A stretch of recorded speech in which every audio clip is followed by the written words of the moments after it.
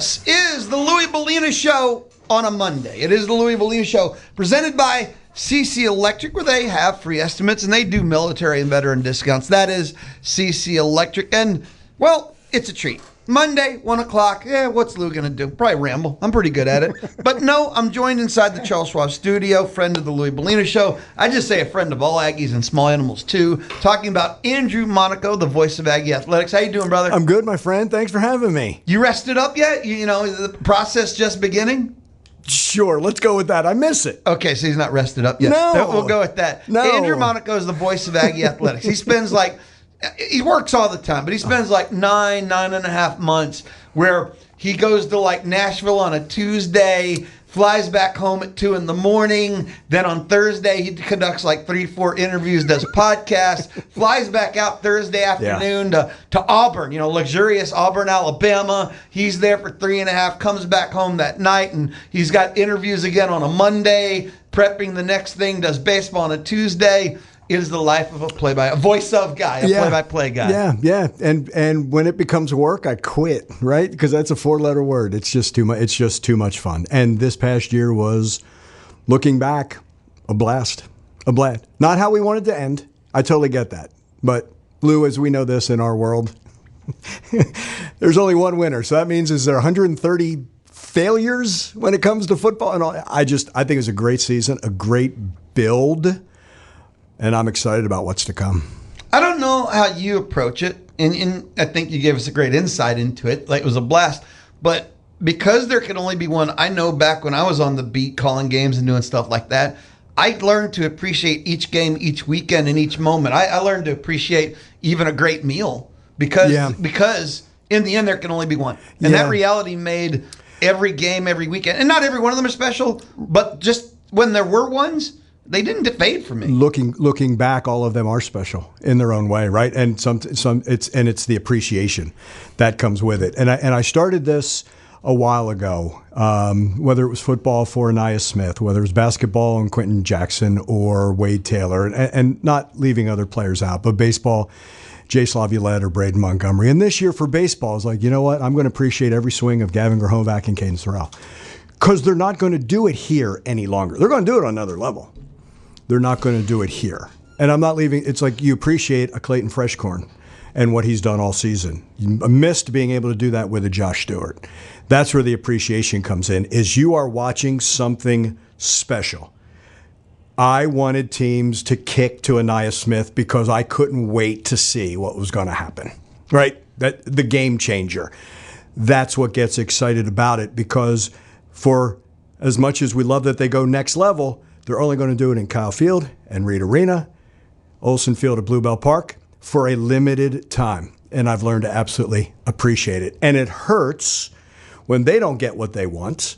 And it hurts because you want to be in Omaha and you want to hear the stories of all these players, but absolutely learn to appreciate not just the team, but the individual accomplishments. And as you talk about the travel, there's only so many times you can have those conversations that have nothing to do with the sport that you're covering. That also makes it special. And that's why when a text comes from somebody who has played here, just staying in touch, that makes that even more special, because then it becomes not just watching and the privilege of calling, but now that they're friends moving on and you like to see what they're doing, what comes next, whether it's in that field or whether it's in something else. You like to see them become successes. That is something that I never understood or even thought about when I was younger getting into this business. But as you get older, that's what like you said, the meals. There's only going to be so many more times I'm going to sit next to Dave Elmendorf and John Thornton, right? I love those times, those types of things. That's why I'm always appreciative. Not that you want to go to the college football playoff and you want to go to the national championship and you want to go to the big dance and you want to get to the Final Four and you want to get to Omaha and you want to try to win the national. Yes, that's the goal for all of these teams. And it, again, hurts when you come up shy, but you just appreciate that journey. And I think that's the difference of being with teams as opposed to being on the outside looking in. And that appreciation and gratitude has really taken over me. I think as a fan, though, as a fan, you should remember, not forget. As a fan, you should not forget to enjoy a game, a weekend. I think we do. Spending that game in the stands with your best friend for 3 hours. I think we do now. I think it's so results driven, Louie, that I think we're getting away from that. But don't. Oh, no, I'm with you. Oh, I'm absolutely with you. Those are going to last so long. I'm with you. Oh, I'm with you. Yeah. Those are going to last so long. Because you go into any game, any contest, and you could see something you've never seen before or something extremely special. I feel we're so results driven, Louie. I feel like this team is supposed to win, and when they don't win, how did we get it wrong? Not focusing on the performances, but I don't like, they're expected to win and this and that. Sometimes it's fun, but overall, I'm with you. Sit down. Here, it's a blank slate. What am I going to see today? And again, we've talked about this before. Whether it's a campus, whether it's an arena, whether it's a stadium, whether it's a new city, whether it's a campus, that is enjoyable. When it is no longer fun, like you just said, Auburn on a Tuesday, Nashville on a Saturday, when that becomes drudgery, I'm out. Peace out. I'm out. Yep. And it's not that way at all. I think it also comes down to this place, this campus. These student athletes make it so much more enjoyable. Not that it's not like that everywhere else, but here it's special, and that makes it better. If they were not good people, I wouldn't be here. I got to ask you the number one question I've been asked, and I think we talked about it last time, but I don't want to speak out of line. But people are worried that you're going to be homeless and calling games for North Texas or something, because the people that listen are pretty smart. They know that there's going to be a change in the broadcast for A&M and going from Learfield to Spotify. So, and people are like, oh no, we're losing Andrew and everything. No, I am an employee for what is next, new multimedia rights holder. I'm on board for that. I can tell you that when the change came, I texted a couple people and we're told you're okay. So that was big. No, it's just the change in the rights holders, but it doesn't change. None of our crews are affected. I think you'll like what you're going to see. But as I say that, in my 8 years here, that association, Learfield was a big part of me being here. They were in the position to help hire me as well as the university. Nothing but gratitude as well for those 8 years. Proud of what we've done with Learfield. I want to say it's a 20-year association with Learfield. Dave was a big part of that before with our rights. But then July 1, the rights are handed over and we move forward. But nothing gets affected by the way of what you're going. Our crews will stay together and all of that. And the affiliations as well throughout the state. Yeah. Again, I've been asked that. Yeah. As much as anything? It's a fair question. Now, in the past, at other schools, it has changed, but it was explained to me it was probably a reason that guy was let go. Here's the excuse to let them go. No, very fortunate that my AD was one of those people who texted and said, you'll be okay. All right, so for everybody that's texted me, for everyone that's asked, Andrew's okay. He's going nowhere. I'm a little scared that some of the texts are like, this is our chance. This is our chance. We can get him out. People are like, finally. Yeah. And I'm like, it's 8 years. How can it be finally already? Jeez, people. So, okay, we got that covered. In the end with baseball. Yeah.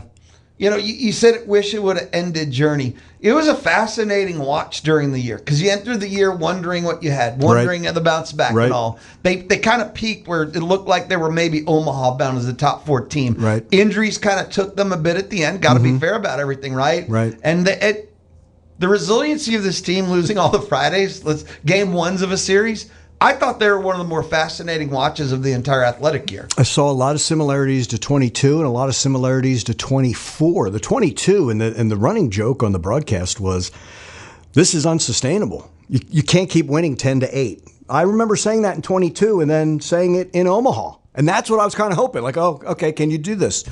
And the losses on Fridays and still winning the series was in 22. They didn't win a Saturday.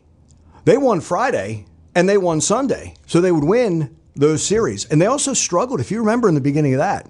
In the beginning of 22, they struggled.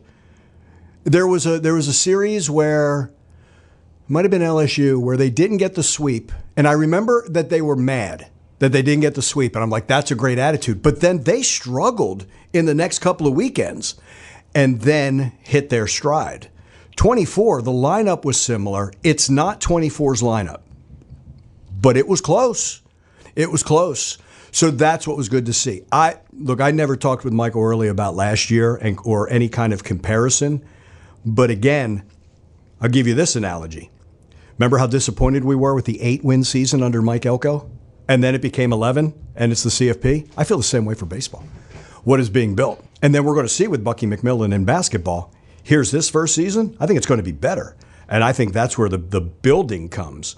And that's what makes me excited. And then with the development center, how the recruiting's going to go, how the portal's going to go, this and that. I'm excited. I love the advancement where they are. And I think they're a lot closer to Omaha than they were in the past. I think it took a lot of learning.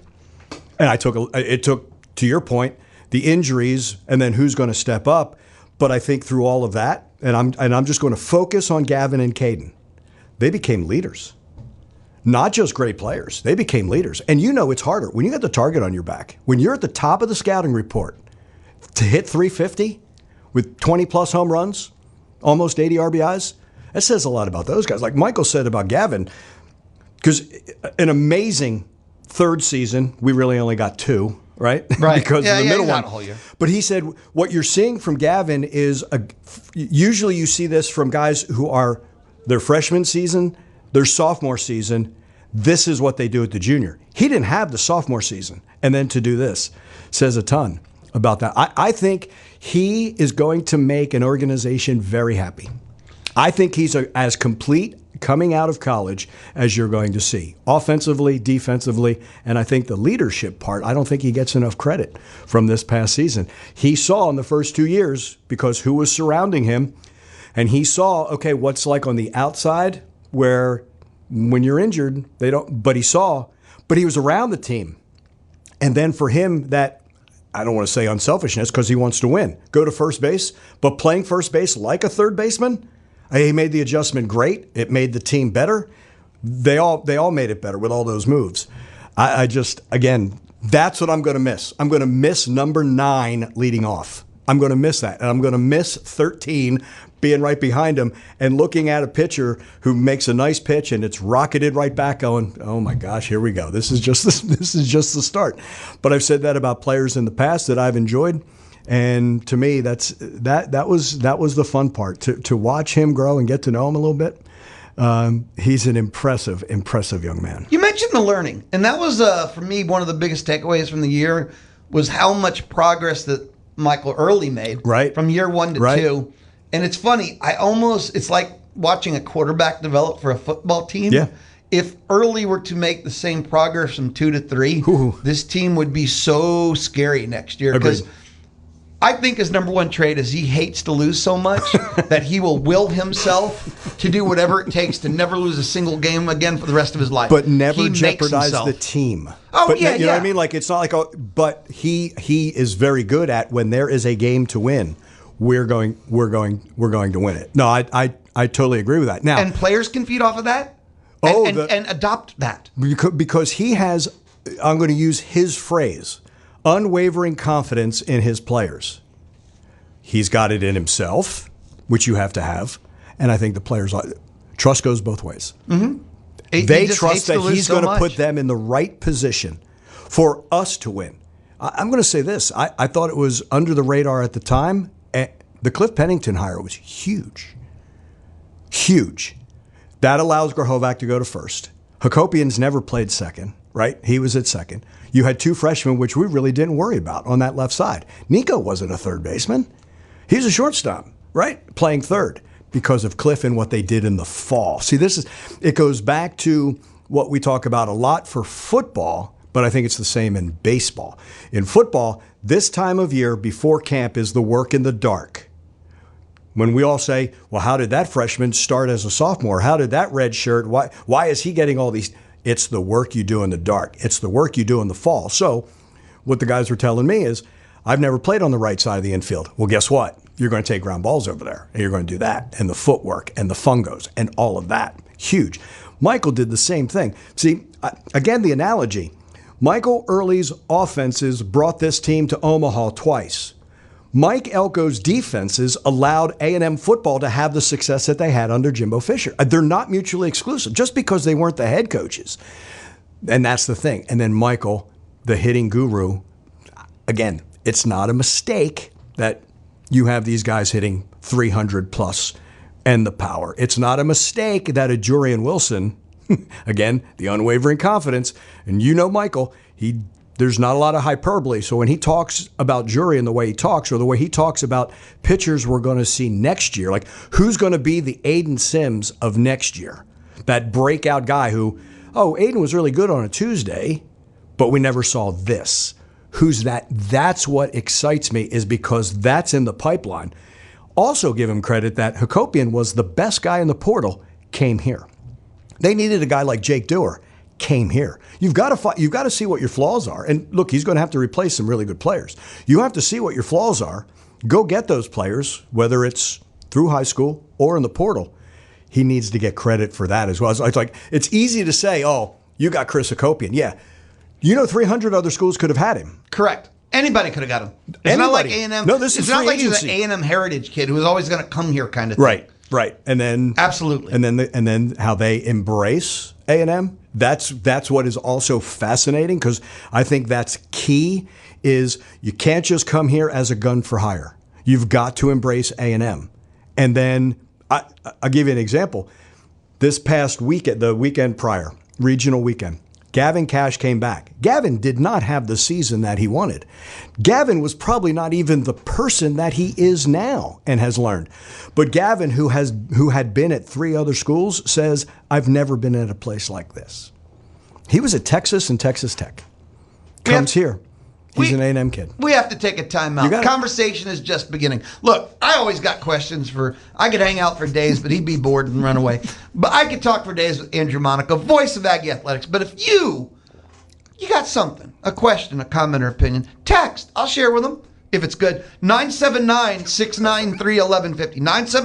979-693-1150. You can light up the Texas Mobile and Loop Express inbox. Text your questions or comments or opinions for Andrew Monaco, voice of Aggie Athletics. 979-693-1150. Texas Mobile and Lube Express, where they say, hey, be good to your car and your car will be good to you. How do you be good to your car? Don't take it on a date. Take it to Texas Mobile and Lube Express. I'll be right back. It's the Louie Bellina Show Monday on The Zone.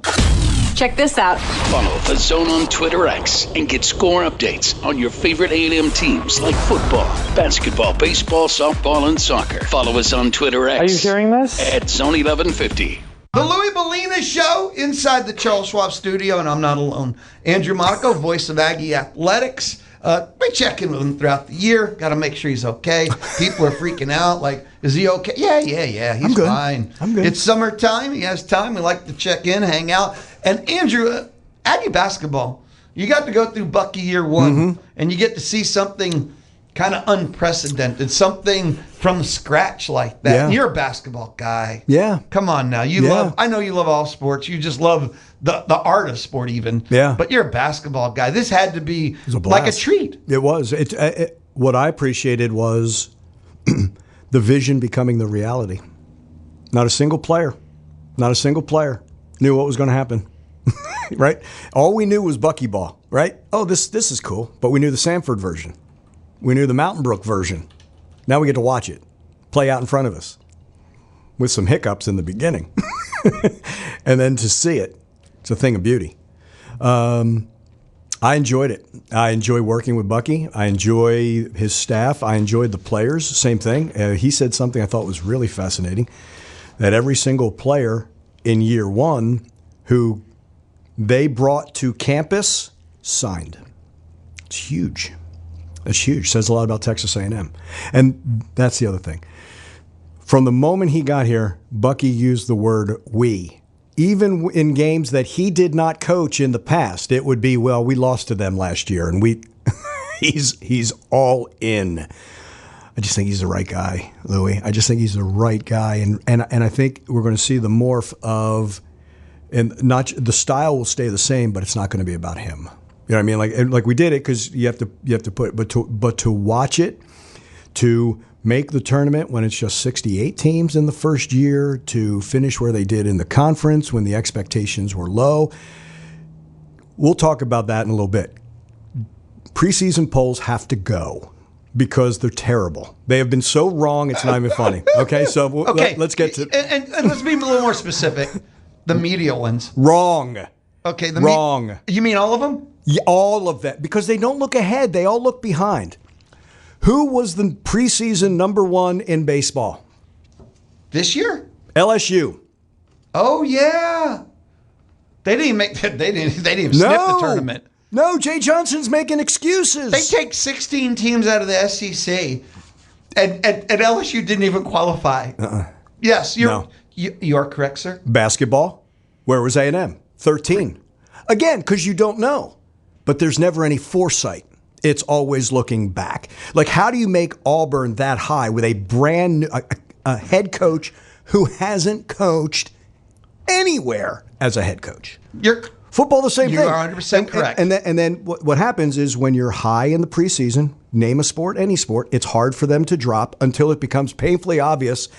And then the media starts holding people accountable like they were wrong. How can you prove us wrong? Ding, right? ding, ding. Right? Ding, ding, ding. So where was Texas A&M football? They finish in the top 12 in the CFP, but they were like 19. Same thing for baseball because they're looking back. Again, it's hard to project, but I just don't see projections. It's just looking back. And then that's the narrative. And then it's hard to rise. It's hard to rise through the polls because that is the stamp at the beginning. It's the same thing I say about, can we stop doing the CFP rankings? It's too early. It's way too early. Because at that point, all we're talking about then are those teams and the rest of college football. Like I don't like having to talk about somebody else's narrative. That's my problem. But I've been with teams for too long. But I'm 100%. So look, everything you said is actually correct. Yeah. Every preseason is based upon the last season. And we live in a time now where people bring in 49 new people through the portal. Yeah. We live in a time now where if you take graduation, injury, portal, NFL leaves, last year almost has the most minimal impact for what's going to happen next year. It just doesn't work that way anymore. And I think the biggest problem is you can't follow all 130. Phil Steele tries it, right? But you can't follow all 130, nor do you have the wherewithal to call 130 coaches and get insight into their programs. Correct. That's not happening. So if you're just sitting back and trying to see and you're just looking at transactions, no. Look, again, let's talk baseball. I don't know how Hakopian's going to be when he becomes an Aggie. We do now. You have an idea. But again, we also are conditioned that every portal pickup is the greatest ever. We've never seen a guy play. They're the greatest ever. And not yes. You have that.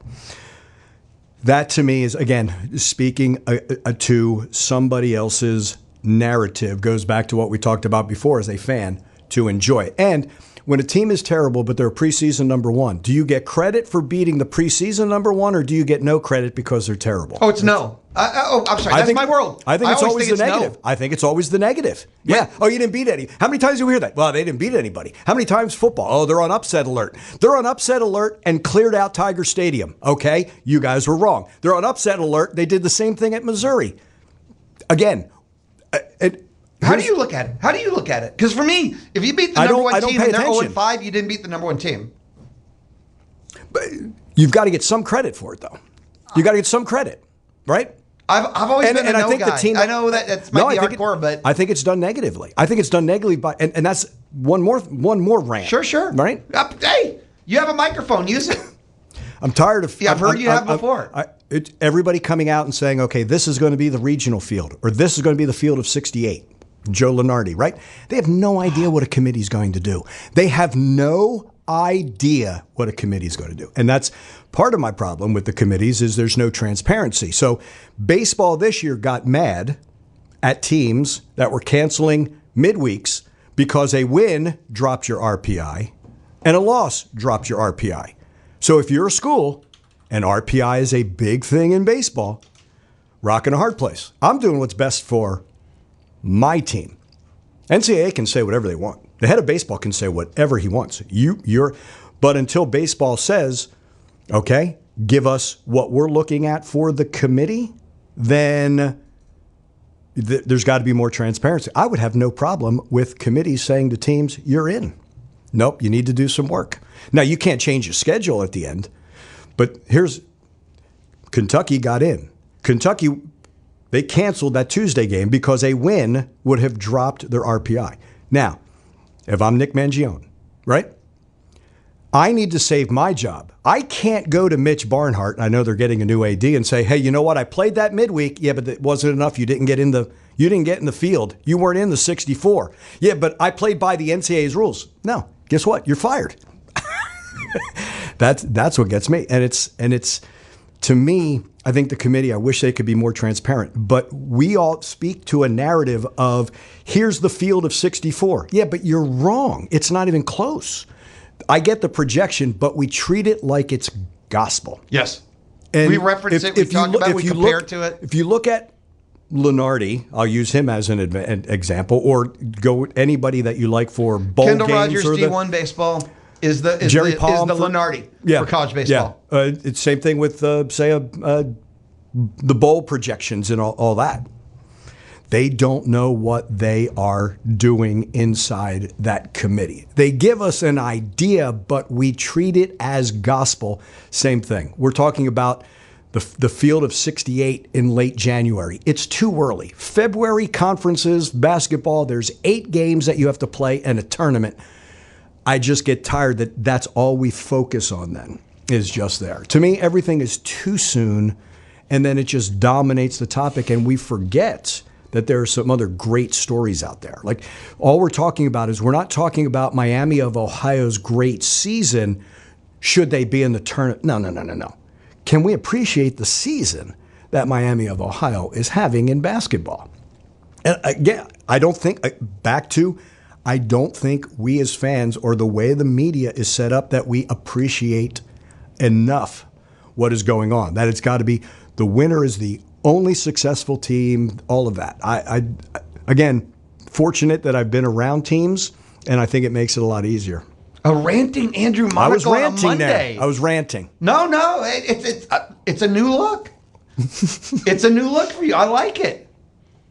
Basically, it's everything that happens during the commercial that you don't hear.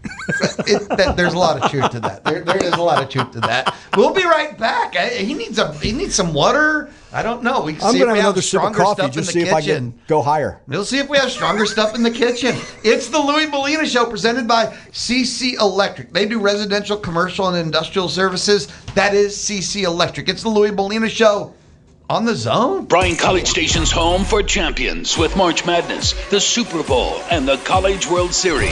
The Zone. 11:50 a.m. and 93.7 FM. The Louie Bellina Show on a Monday. I figured we'd start the week right, and what's righter than Andrew Monaco, voice of Aggie Athletics, joining us inside the Charles Schwab studio, just kind of going around the maroon and white universe. And we're going around the maroon and white universe, Aggie Football.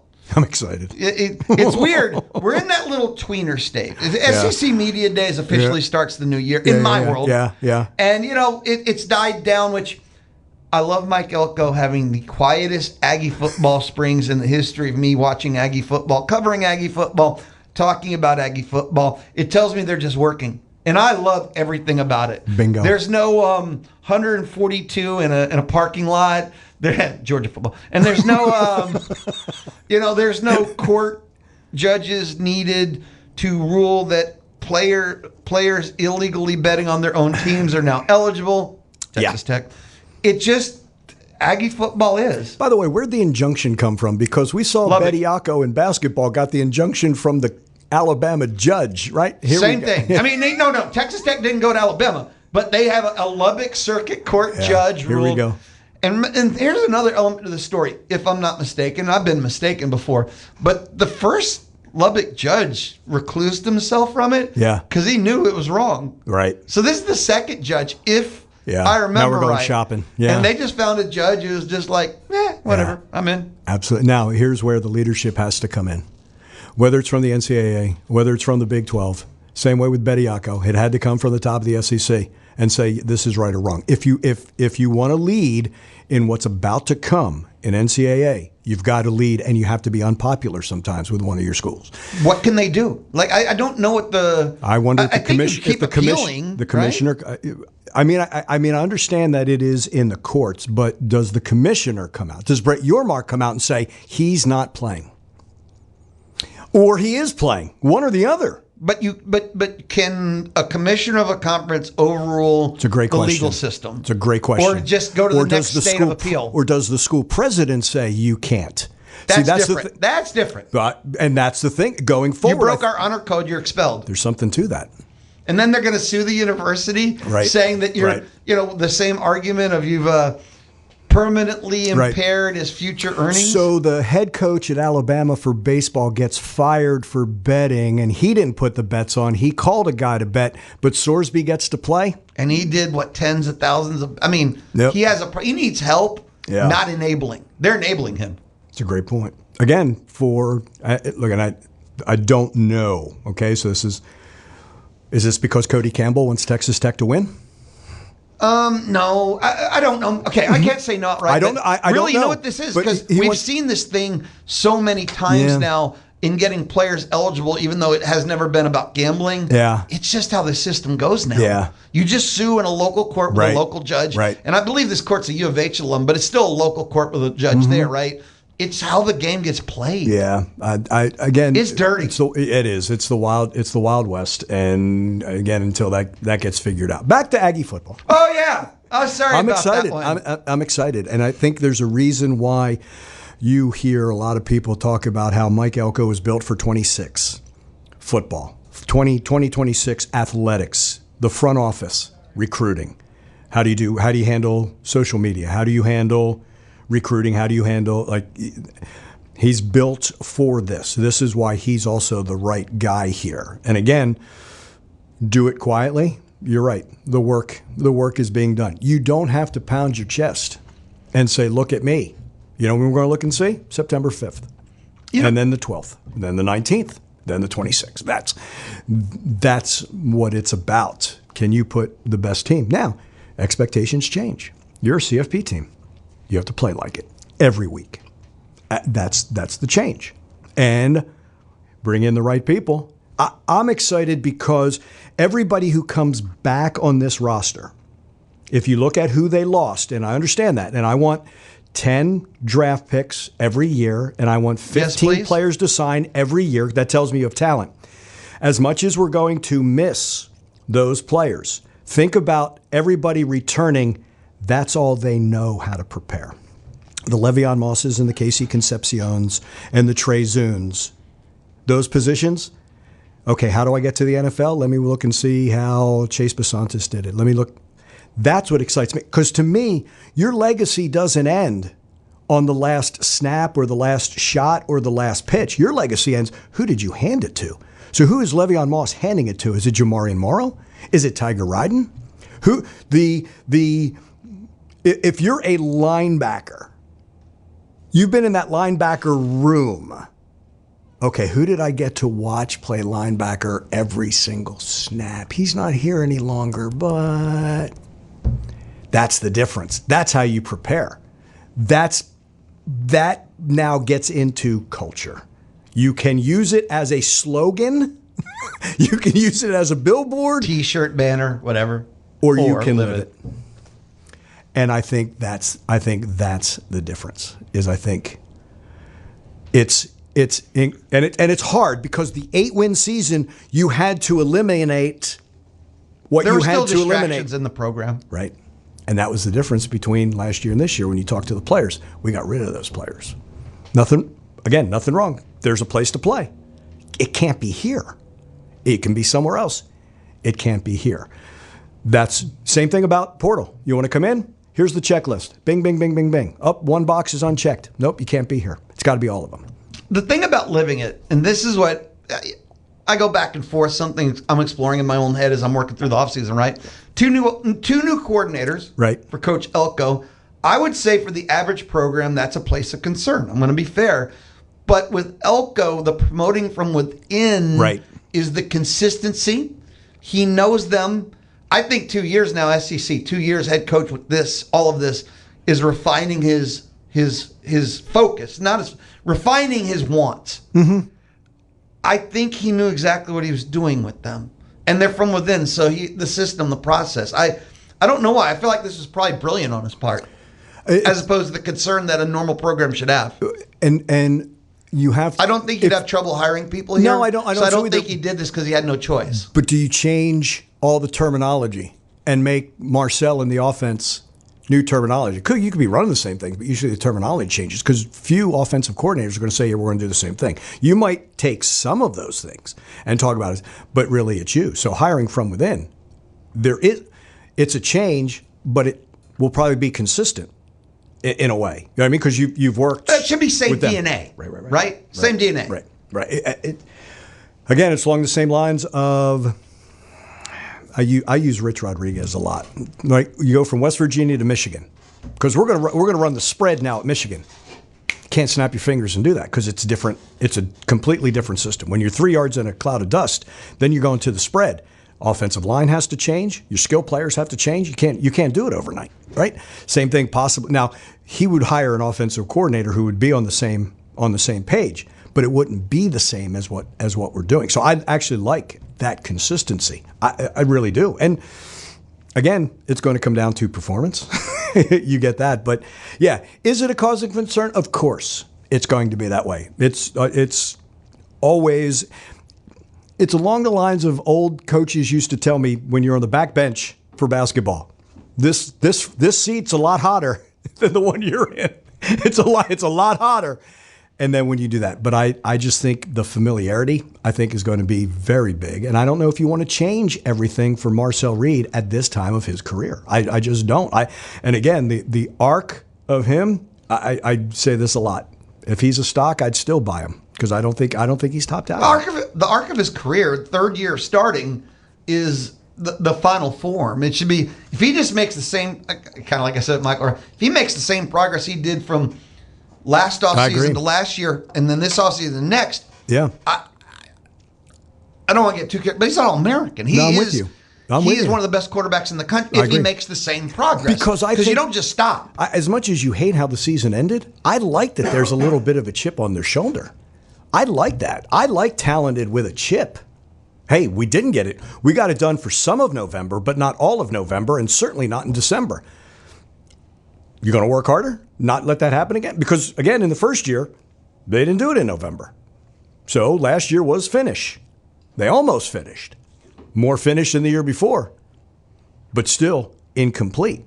I like the little chip on the shoulder with everybody coming back. I think it will work in their favor. Now, the schedule's not easier, but again, last year, apparently we had the easiest schedule. Again, that narrative changed over the course, right? You had that.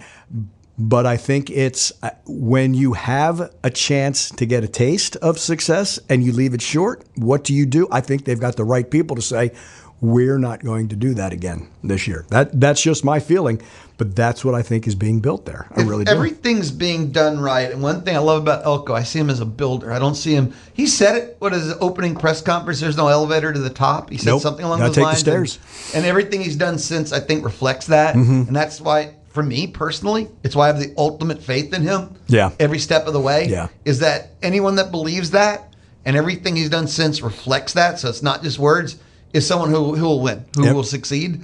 That's why with the moves he makes, and I look at the success rate he has on the thing he's doing. Agreed. That's why I believe in the moves. Yeah, every successful coach, I don't care what sport, consistency of message. You've got to be consistent. The moment you're inconsistent, players know. The second you start talking to internet boards, or you just start giving the message of the week based upon what happened that week, you're chasing your own tail. It's just what Lou Holtz say a long time ago. When you start listening to the fans, you're going to be sitting with them. Yeah, there you go. Absolutely. Hey, Andrew, I'm going to thank you so much. Absolutely. Pleasure, my friend. It's just fun to I hang enjoy out and this talk with so you. much. The answer is always yes, unless I'm out of town. Oh, that's how it's going to be. You don't know Zoom or whatever. Okay, fine. So whenever it's convenient, Andrew Monaco joins us here on the Louie Bellina Show. And Dude, just have an amazing summer. Got any like real plans? You know, you got vacation, taking time, or are you just gonna be working? I'm actually going to go to Greensboro. So the Sportscaster of the Year, the awards are in Greensboro. So I'm going to go there at the end of the month and take advantage of that. That means you're going to see Cedric there. I've said before, how lucky am I? Yes. That I get to talk with the Sports Broadcaster of the Year and the Sports Writer of the Year. Yeah. And I'm just like I'm some excited to see that him. hangs out and yells loud. I think I'm one of the luckiest people in the world. I'm not kidding. I'm going to agree with you. We've talked about that. I agree with you, and it's a great position to be in, Louie. Life is good, man. Life is good. Be awesome, brother. Thank you, my friend. Andrew Monaco, voice of Aggie Athletics, inside the Charles Schwab studio, just a hangout and a catch-up. When we return, got to get out of here. They make me leave. Can you figure? It's the Louie Bellina Show, presented by CC Electric, Monday on the Zone. Give it to me. Give it to me. The Louie Bellina Show. It's awesome. Enter the Rose. That sounds fun and not creepy. Listen in weekdays, 11 to 2 on the Zone. The Louie Bellina Show, wrapping things up on a Monday. The Louie Bellina Show. Andrew Monaco's the best. The Louie Bellina Show, presented by CC Electric, residential and commercial and industrial services. Tomorrow's Tuesday. I'm pretty sure that's right. I've been wrong before. I know, a shock to a lot of people, but it's true. Tomorrow, let's see. Joe Sheehan Newsletter, all things Major League Baseball. Uri Geba, owner of the Bombers. Olin Buchanan of Texags. Oh, Community Spotlight with Aggie Land Humane Society. So that's all still ahead, and that is all tomorrow on the Louie Bellina Show. I figured we'd wrap things up. Lifestyles portion. Back in the day on June 8th, because today is June 8th. At least I hope it is. So back on the day, June 8th, if we go to 1845, which was 181 years ago, Andrew Jackson, didn't like Outkast write a song about him? The 7th president of the United States died in Nashville, Tennessee in 1845, 181 years ago. 165 years ago, in 1861, Tennessee seceded from the Union in 1861.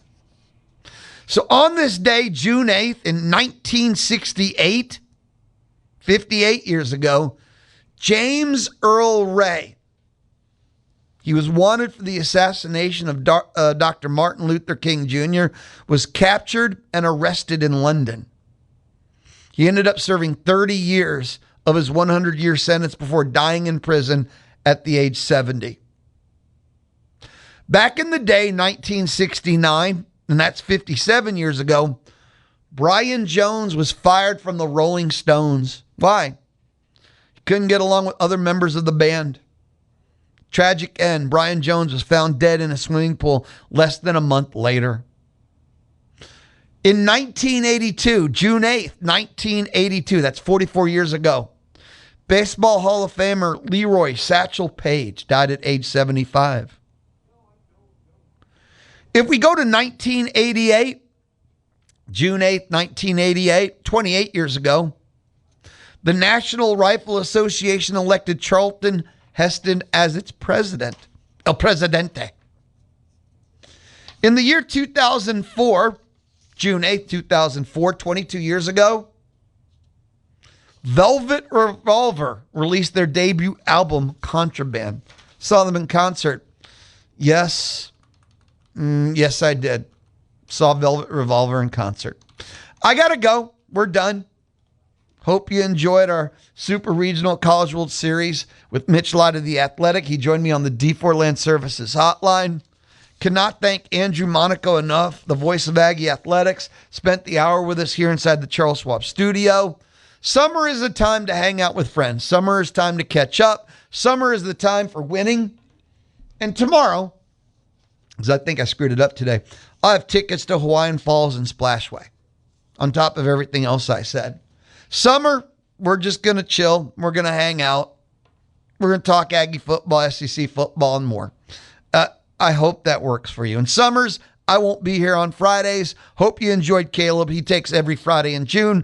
I'll be back tomorrow, 11 a.m. Peace, everybody. This has been the Louie Bellina Show, presented by CC Electric on the Zone.